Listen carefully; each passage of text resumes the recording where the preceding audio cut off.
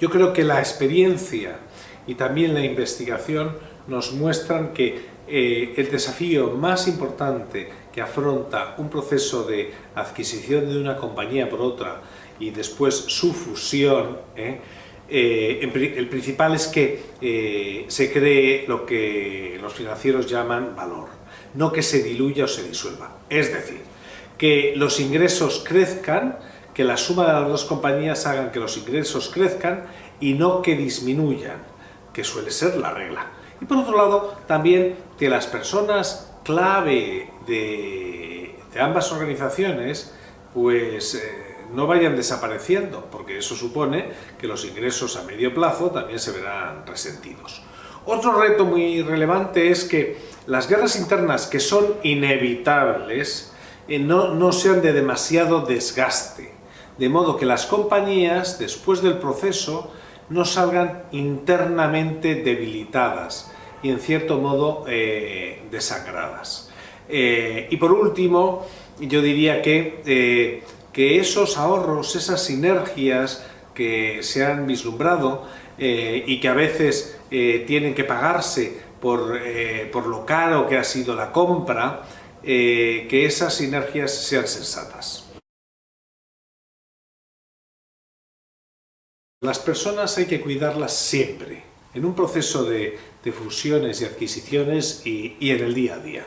Cuidarlas no significa malcriarlas, darles de todo. Significa atenderlas con el respeto que se merecen justamente por ser personas.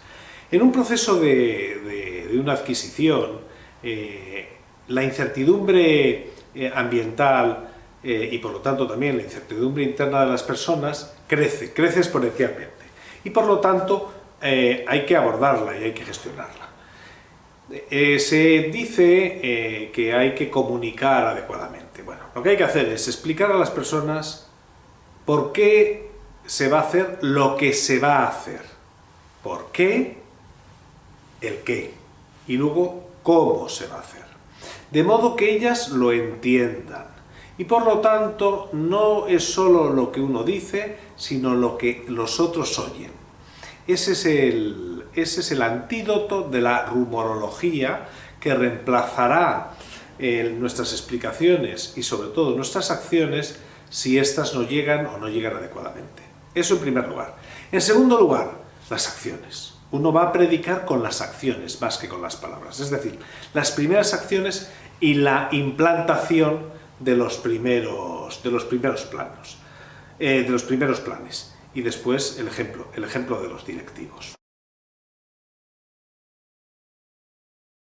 Un proceso de fusión y adquisición es una situación traumática de por sí, donde va a haber más dolor del que uno desearía y, por supuesto, la incertidumbre, que ya es ambiental en nuestra vida, pues se multiplica exponencialmente. Pero, dicho esto, se puede hacer mejor de lo que en general se hace. Y para hacerlo mejor de lo que en general se hace, hay que no solo fijarse en los costes, no solo fijarse en la cuenta de resultados, sino también tener una consideración profesional de las personas.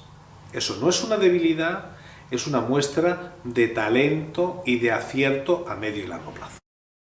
¿Qué hay que tener en cuenta? Que los mejores de ambas compañías que van a vivir este proceso a lo mejor con un cierto miedo o con preocupación, esos en general tienen oportunidades fuera de estas compañías y no pocos de ellos no van a esperar a ver cómo ha salido la fusión para buscarse la alternativa fuera.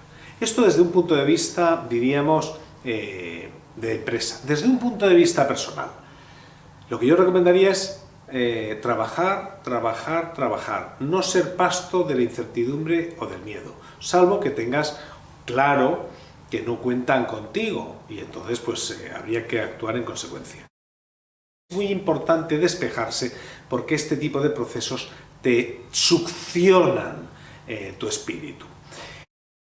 Estos procesos ofrecen oportunidades. ¿Y a quién le ofrecen oportunidades? A los audaces, a los que las buscan, a los que se crecen.